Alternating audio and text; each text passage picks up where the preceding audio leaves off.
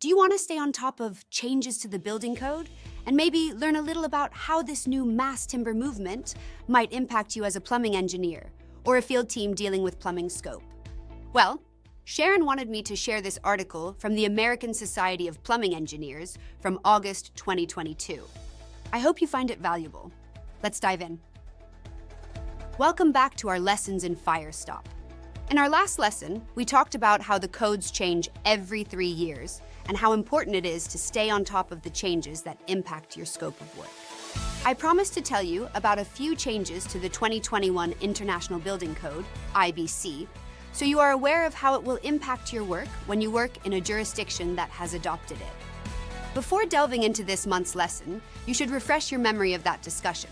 But as a quick recap, Firestop Special Inspection is going to be required when you have a high-rise building, as well as a Risk Category 3 or Risk Category 4 project. The two major changes. When considering the 2021 IBC, we will address two changes in this lesson. The first is related to the special inspection.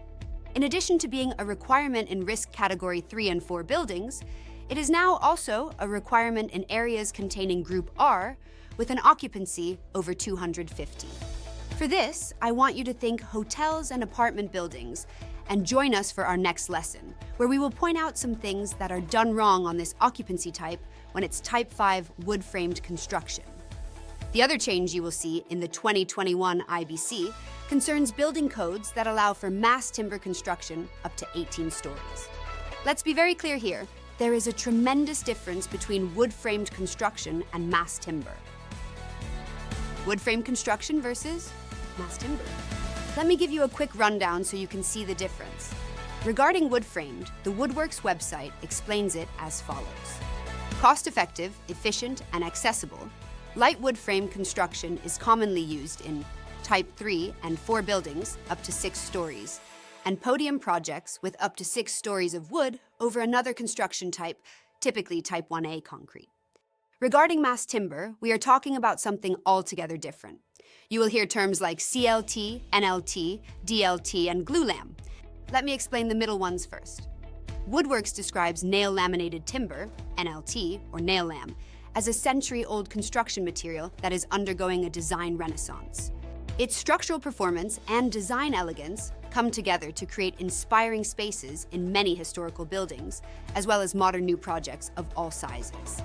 Dow laminated timber, DLT, is common in Europe and is gaining traction in the United States for its ease of use with computer-controlled CNC machinery, such as lathes, routers, and mills, and its all-wood composition. DLT is similar to nail laminated timber, but instead of nails or screws, DLT uses wood dowels to join laminations. Then we come to glulam, glue laminated timber. Imagine taking 10 pieces of lumber that are 2 inches by 12 inches and standing them on the 2-inch face so that you can glue the 12-inch faces together to make one big beam that would be 15 inches by 12 inches. Remember that 2 by 12 pieces of timber are nominally 1 1/2 inches by 11 1/2 inches. So the beam would be roughly 10 times 1.5 to give you 15 inches wide. They can make glulam beams as well as glulam floor slabs. Glulam is a structural engineered wood product commonly used for beams and columns in residential and commercial applications.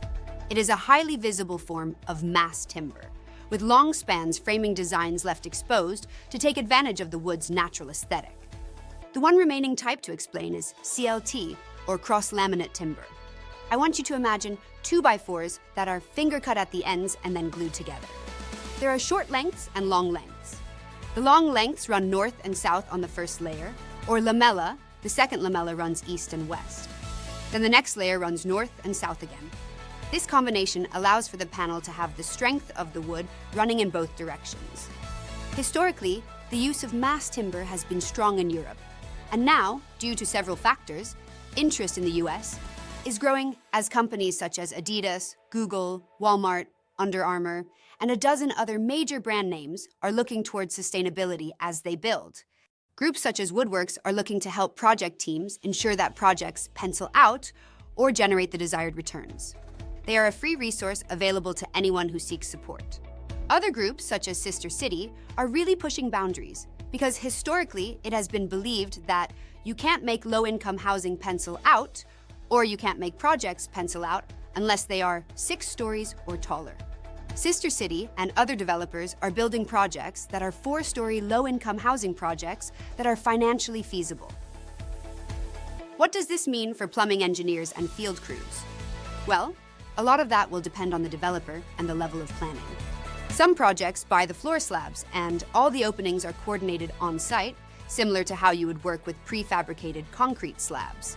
Other projects have a great deal more upfront coordination, which means that some of your openings will be coordinated in the factory and they will arrive on site with the openings already made. From what I hear, that is typical for openings larger than 4 inches. That means you will need to have the proper tools to make holes in wood for openings 4 inches and smaller.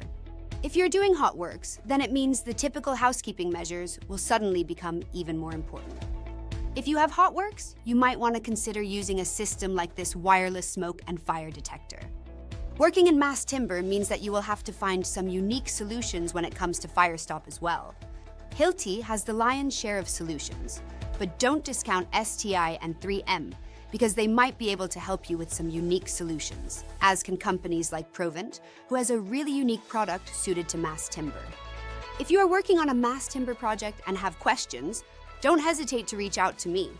I would be more than happy to support your project and make you aware of some unique solutions that could work in your favor. We hope you found this information interesting, if not valuable for your project teams.